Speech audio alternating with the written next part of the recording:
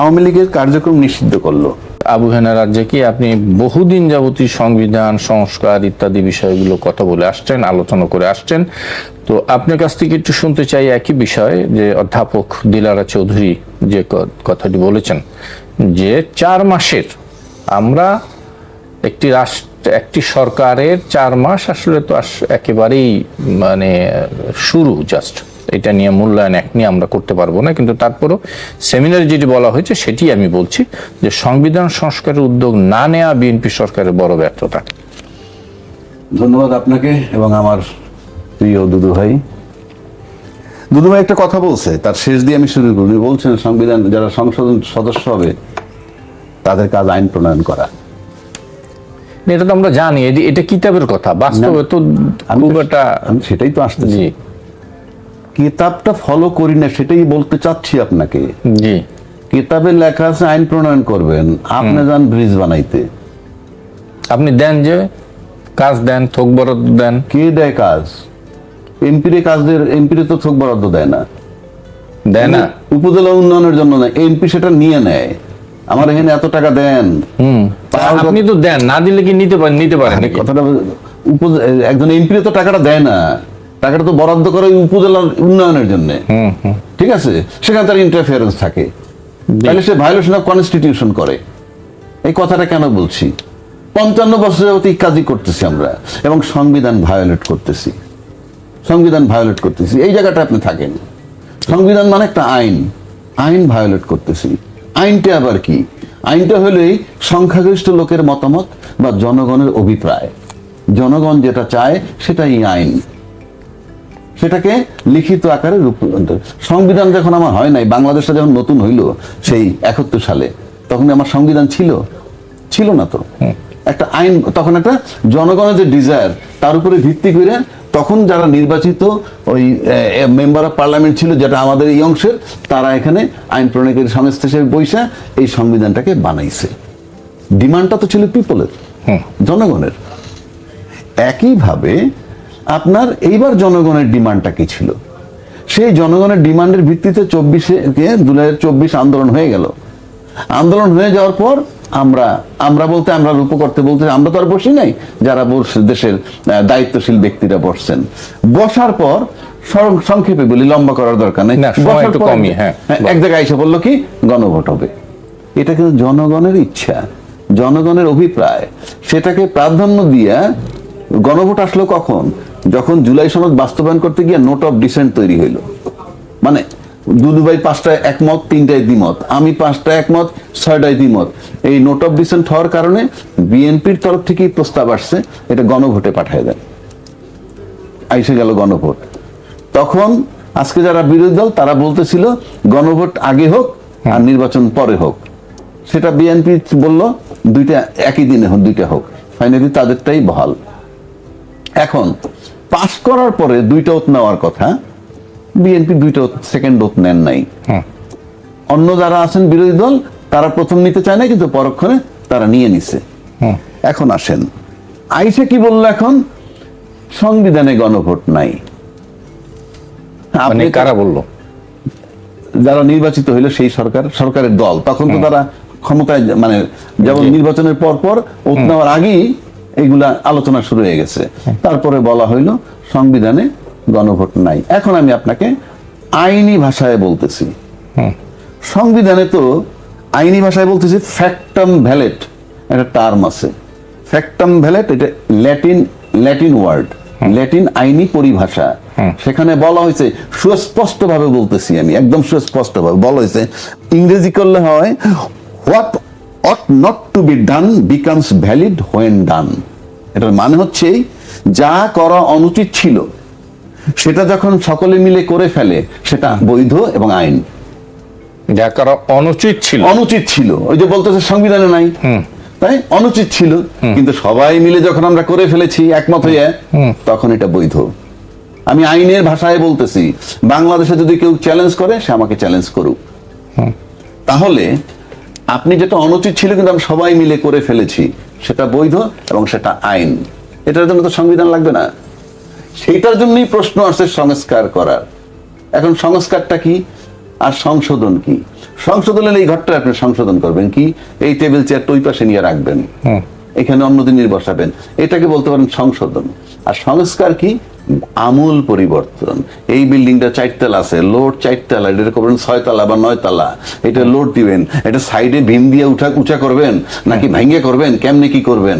সংস্কার আর সংশোধন আসমান জমিন তফাত, এবং সেটা বুঝে শুনেই বিএনপি তাদের 31 দফার মধ্যে রাখছিল সংবিধান সংস্কার করবে।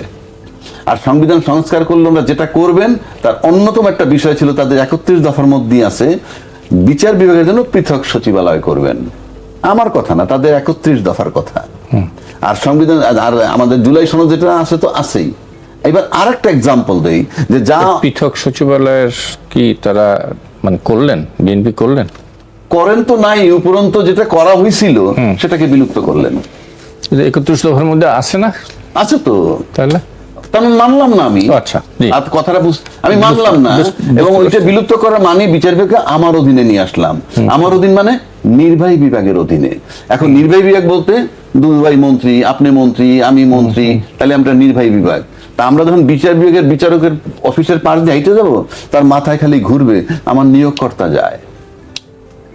যেমনি ভাবে ছাত্ররা নিয়োগ দিছিল ইউনুস সাহেবরে, ছাত্র দেখলে ইউনুস সাহেবের মনে হইতো আমার নিয়োগ দিয়েছে ছাত্ররা। তো একইভাবে মন্ত্রী মিনিস্টার হাঁটলে, বিচার বিভাগের বারান্দা দিয়ে হাঁটলে ভাববে আমার নিয়োগকর্তা এখান থেকে হেঁটে যায়। এটার মানে হচ্ছে ইনফ্লুয়েন্স। আচ্ছা, এইবার আসেন যে অনুচিত ছিল সেটা আরেকটু ক্লিয়ার করে বুঝাই দেই, যে যাহা অনুচিত ছিল তা করে ফেললে সেটা বৈধ হয়ে যায়। এই কাপটা ভাঙতে হলে কান্তন আপনার পারমিশন লাগবে, কিন্তু আপনি পারমিশনের কাপটা ভেঙে ফেলতে, কাপটা ভাঙছে কিনা আপনার পারমিশন ছাড়া ভাঙছি, হ্যাঁ অন্যায় হয়েছে আমার, কাপটা তো ভাঙছে। জি, ওকে। সংসদ ভাঙতে হইলে প্রধানমন্ত্রীর অনুমোদন লাগবে, আপনি জানেন আগের নিয়মে। দিছে কি দিছে আমার দরকার নাই, রাষ্ট্রপতি যে সংসদ ভেঙে দিছে, সংসদ ভাঙা হয়েছে না, ভাঙা হয়েছে বলে কাজ কোনরা এমপি দিচ্ছেন। জি, এটার মানে হচ্ছে কি, ওই যে ভেঙে দিচ্ছেন ওইটা বৈধ, সবাই মেনে নিছি। আরো সহজ করে আপনি যদি জি ক্লিয়ার, আমার মনে হয় আরেকটা জিনিস বুঝাই দিই, পার্লামেন্ট নির্বাচন যদি আসেন সেটাকে বুঝাই দিচ্ছি, সেটাও আইন মোতাবেক হয় নাই, সংবিধান মোতাবেক হয় নাই। এটা আমি একটা কনফিডেন্স নিয়ে বলছি। সংবিধানের 123 অনুচ্ছেদে আছে সংসদ ভেঙে যাওয়ার পর 3 মাসের মধ্যে নির্বাচন হইতে হবে। তা 8ই আগস্ট যদি ওতনিয়া থাকে ইউনুস সাহেব, 8ই আগস্ট 2024, তাহলে 5 বা 6 নভেম্বর 2024-এর মধ্যে নির্বাচন হওয়ার কথা ছিল, কিন্তু নির্বাচন হয়েছে 26 ফেব্রুয়ারির 12 তারিখ। এই যে হয়েছে আমরা মাইনে নিছি, এটাই আইন, এটাই আমি আমার মনে হয় আলোচনা আরো একটু দুধ কোনো কিছু আছে কিনা। কাজেই আপনি বুঝতে পারতেছেন এখন যে বৈধ কাজে এই জুলাই সনদ বৈধ, গণভোট বৈধ, এবং আপনাদের মেনে নেওয়া বৈধ। এই যে মানতেছেন না, আপনারা বেআইনি করছেন। ওকে, ক্লিয়ার। দুধ ভাই এই বিষয়ে কোনো কথা বললে আমি একটু শুনবো, তা না হলে একটু অন্য বিষয়ে যাব।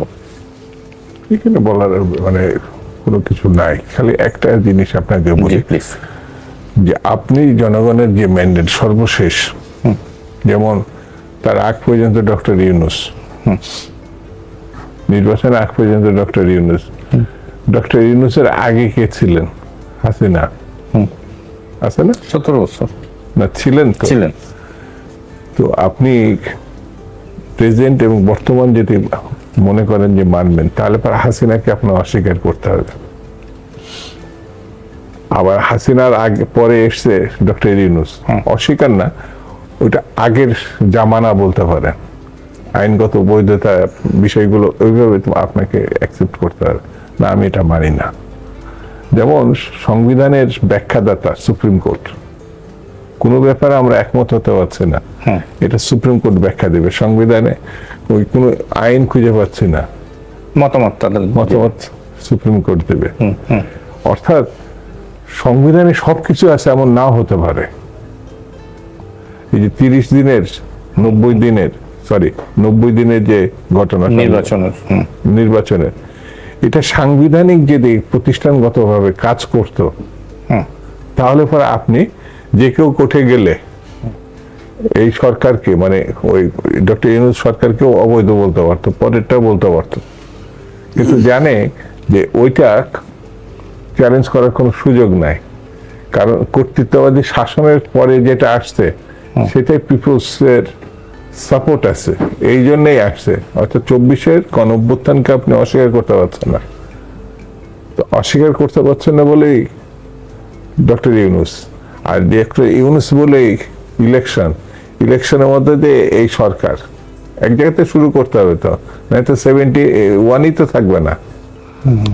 আপনার পাকিস্তানের সংবিধানের আওতায় আপনি কি করে আপনি মানে অস্ত্রের জোরে এই সবগুলো করলেন? আসলে পিপুলস মানে জনগণ কোনটা স্বীকৃত মনে করে, সত্য মনে করে, সেই জায়গায় ঘটনা। আরেকটু আমি একটু ভিন্ন প্রসঙ্গে একটু যাই, সেটা হলো বলা হচ্ছে গত কয়েকদিন যাবতীয় আমরা দেখতে পাচ্ছি বিভিন্ন জায়গায় যে কার্যক্রম নিষিদ্ধ আওয়ামী লীগ ফিরে আসছেন, সামনে তার প্রতিষ্ঠাবার্ষিকী। এই প্রতিষ্ঠাবার্ষিকী নিয়ে বিচ্ছিন্নভাবে বিভিন্ন জায়গায় জটিকায় মিছিল দেখছি। সরকার সতর্ক অবস্থায় রয়েছে বলে পুলিশের পক্ষ থেকে ব্রিফিং করা হয়েছে, স্বরাষ্ট্রমন্ত্রীও কথা বলছে। কিন্তু তারপরও কি মনে হয় সরকারের ভূমিকা কেমন হবে? তারা কি মাঠে নামছে? না, একটু ধরেন আওয়ামী লীগ এক সময় প্রতিপত্তিশালী মানে দল এবং সরকারও ছিল, কিন্তু গত 3টে সরকারের মানে শেখ হাসিনার যে পিরিয়ডটা, তিনটা না তো, একটা সরকারই 3 টার্ম। না আমি 3টা সময় তার কথা বলছি। তার আগেও সে নির্বাচিত হয়েছে, তখন আবার পরাজিত হয়েছে, বেগম যা নির্বাচিত হয়েছে পরাজিত, সেই ইলেকশনের মধ্যে দিয়ে কিন্তু এই ঘটনাগুলো ঘটছে।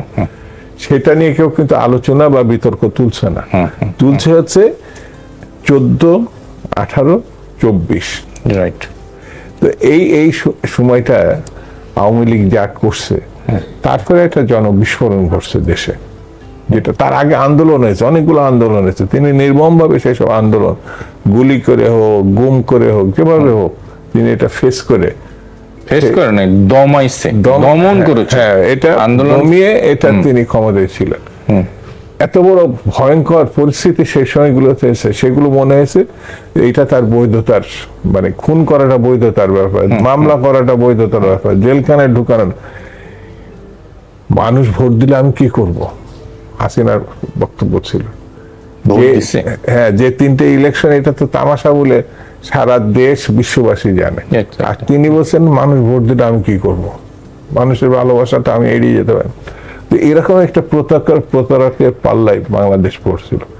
তাকে গণ অভ্যুত্থানের নির্বাচনে না, কিন্তু শিশু, কিশোর, কিশোরী, যুবক, যুবতী, নারী, মানে মানুষ সবাই ঘর থেকে বেরিয়ে আসছে। তারপর তার পতন হয়েছে, এবং পতন হয়েছে মানে কি, সে পালায় গেছে।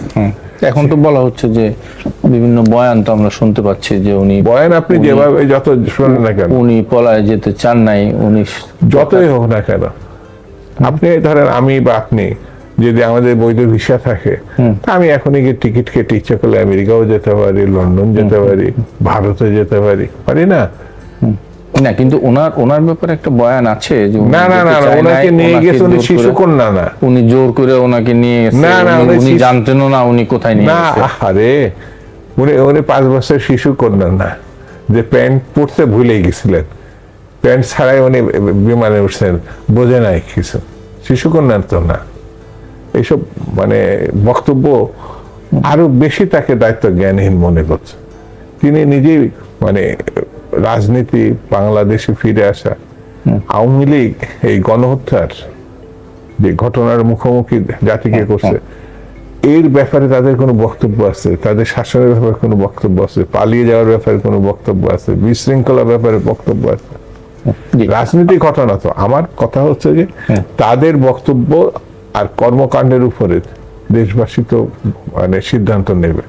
এখনো পর্যন্ত এটি নিষিদ্ধ রাজনৈতিক দল হিসাবে আপনি একটা সরকার, সেটাও বিএনপি করে না, আগের যেটা সেটা বিএনপি বাতিল করে না, সে তো ওই আইনটা এখনো আছে। তো আইনগত দিক থেকে আপনাকে তারা কি কোর্টে গেছে না? এই আইন আদালতে আমার মনে হয় এখনো তাদের ভাবাপন্ন বহু অ্যাডভোকেট বা আইনজীবী আমার ধারণা আছে, তারা তো একজনকেও তো এটাকে চ্যালেঞ্জ করতে পারতো, এটা অবৈধ আইন, এটা ঠিক না, এটাও কিন্তু কেউ করে নাই। তা আপনাকে এই দেশে থাকলে আমার কাছে যেটা মনে হয়, যেমন আমাদেরকে অ্যারেস্ট করতে, আমরা বিরোধী দল করতাম, আমাদের মামলা দিয়েছে নিঃসন্দেহে মিথ্যা মামলা, আমরা তো কোর্টে গিয়ে এটা চ্যালেঞ্জ করে জামিন পাইছি অথবা পাই নাই। বেগম জিয়া, হ্যাঁ। একটু অন্য প্রসঙ্গে যেতে চাবো।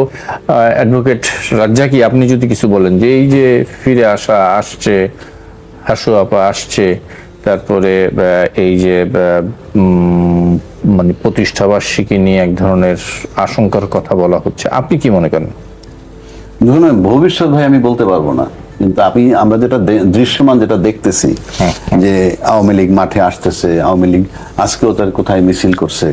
দেখেন, আমি তো একজন নিরপেক্ষ ব্যক্তি হিসেবে আলাপ করি, সে কারণে আওয়ামী লীগ মাঠে আসলে আমার কিছু আসা যায় না, না আসতে পারলেও আসা যায় না।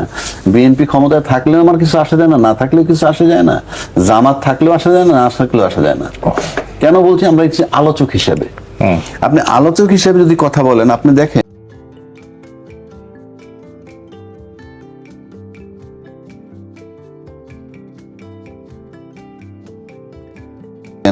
আওয়ামী লীগের কার্যক্রম নিষিদ্ধ করলো কে? করলো ইউনূস সরকার।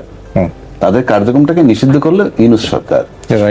সচিবালয় বিচার বিভাগের সাথে বিচার বিভাগের জন্য আলাদা সচিবালয় করলো ইউনূস সরকার। আচ্ছা, মানবাধিকার কমিশনের জন্য অধ্যাদেশ দিল ইউনূস সরকার। আচ্ছা, তারপরে দুর্নীতি দমনের অধ্যাদেশ, এটাও দিল ইউনূস সরকার। আপনি আইসে দেখেন বাইসে বাইসে কি করলেন, এই আওয়ামী লীগের যে নিষিদ্ধকরণ সেটা কিন্তু রেখে দিল এই সরকার। আচ্ছা, আবার এটা তো একদম পার্লামেন্টে আলোচনা। আমি তো সেটাই তো বলতেছি, পার্লামেন্টই তো অধ্যাদেশটা তো আইনে রূপান্তরিত পার্লামেন্টেই করছে। রাইট।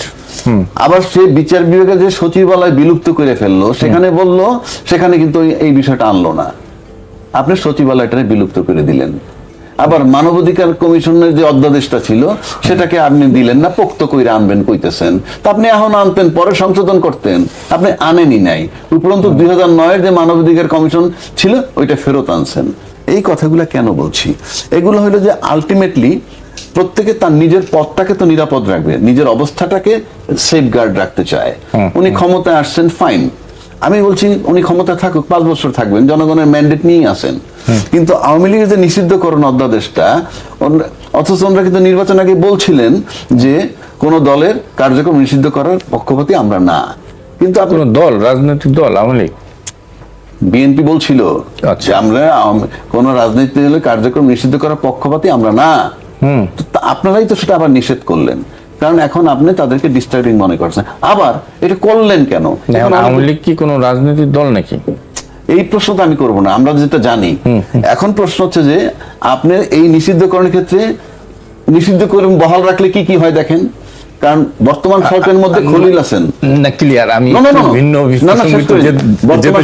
খলিল আছেন, লিডার আশিক আছেন, এবং ইউনূস সাহেবের সাথে একটা সম্পর্ক আছে।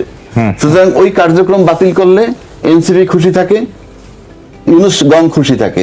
আবার যদি এনসিপি কে যখন ঠেলে দিল, জোটে না নিয়ে জামাতের দিকে তাড়াই দিল, তাতে আবার আওয়ামী লীগও খুশি থাকলো। এখানে রাজনীতি বিভিন্ন ডাইমেনশনে খেলে। সুতরাং এই নায়ের ভিতরে হ্যাঁ আছে, কারণ প্রশাসনের 80% একেবারে সময় নেই, আজকে একটু সংক্ষেপ সময়। তো আমি আজকে প্রধানমন্ত্রী তার প্রথম বিদেশ সফর মালয়েশিয়া দিয়ে শুরু করেছেন। মালয়েশিয়ার পর চীন সফরে যাবেন উনি। এই দুটি সফরের গুরুত্ব সম্পর্কে একেবারে সংক্ষিপ্ত শুনতে চাই আপনার কাছে। এই সরকার সফরটা প্রথম, জি, এটা মানে বিদেশে সফরে বেরিয়েছেন, সেই দেশের হিসাবে আমরা ধরে নিতে পারি মালয়েশিয়াকে তিনি প্রথম পছন্দ করছেন। এবং মালয়েশিয়া বাংলাদেশের একটা বড় শ্রম বাজার আছে, শ্রম বাজার শুধু না, নানান দিক থেকে আমাদের সহযোগী অর্থনীতির একটি ভূমিকা তারা পালন করে। ঠিক তেমনি সেখান থেকে তিনি আবার যাবেন চীনে। চীন এমন একটি রাষ্ট্র আমার কাছে মনে হয়েছে, আমি কিছুদিন আগে ঘুরে এসেছি, এবং চীনে সম্বন্ধে আমরা অনেক আগে থেকে খোঁজ খবর না গেলে বুঝতে পারতাম না চীন একটা বিশ্ব হিসাবে এখন তার উত্থান ঘটেছে। তার যোগাযোগ ব্যবস্থা, রাজনৈতিক ব্যবস্থা, প্রশাসনিক ব্যবস্থা, এটা স্বচক্ষে না দেখলে মানে উত্থানটা আমি এইভাবে বুঝতাম না। পাশাপাশি তো আমরা ভারতের কাছেও দেখছি, ভারত যে কিছু কিছু ক্ষেত্রে ভালো করেনি তা না, অর্থনৈতিক ক্ষেত্রেও করছে। কিন্তু ভারত আর চীন পাশাপাশি যদি আমি রাখি, তাহলে পরে আপনি, ভারত আমাদের বন্ধু, কিন্তু সমানে পুশিং করতেছে তো, বন্ধু হিসাবে আমি বন্ধুত্ব করতেছে না, বন্ধুত্ব হিসাবে আমি অস্বীকার করছি না, কিন্তু তারা এটা নিজেরা নিজেদেরকে বিতর্কিত করছে। স্বাধীন সার্বভৌম একটি দেশ, তখনই গণতান্ত্রিক হিসাবে আমি স্বীকৃতি দিব আমার লোক যদি সেখানে যেও থাকে, আইনগত দিক থেকে তারা এটা শোডাউন করবে, কাগজপত্রটা আমি রিসিভ করব। কিন্তু রাতের অন্ধকারে আপনি এই যে ঠেলে পাঠানো, এটি বিশ্বের কোনো জায়গায় এই ধরনের ঘটনাকে স্বীকৃত বলা যাবে। বিভিন্ন দেশে অবৈধভাবে যায়। আর 2 নম্বর হচ্ছে যে এই চীন সফরের মধ্য দিয়ে আমরা নতুন দিগন্ত উন্মোচন করতে পারি। আমাদের একদম আমার কথাটা অন্যভাবে সিম্পল। প্রধানমন্ত্রী দেশ সফর করবেন, এরা 4 মাস পরে এই প্রথম উনি সফরে যাচ্ছেন। আমার চেয়ে বা আমাদের চেয়ে ওনার যে হ্যান্ডস, বিভিন্ন চিন্তা ভাবনা যদি করেন, তাহলে নিশ্চয়ই রাষ্ট্রের জন্য যেটা উনি মঙ্গলজনক বা যেটা সুবিধা, যেটা করা উচিত সেটাই করছেন। বাট আমি মনে করি প্রধানমন্ত্রী একটা টাফ টাইম, একটা কঠিন সময় পার করতেছেন এই কারণে যে বাংলাদেশটা এখন এমন জায়গায় যে ত্রিভুবনের প্রিয় দেশ বাংলাদেশ, ত্রিভুবনের শত্রু দেশ বাংলাদেশ। এখানে 3টা দেশের খেলা হচ্ছে, চায়না, ভারত, আমেরিকা। অর্থাৎ এটা এমন একটা এই আলোচনায়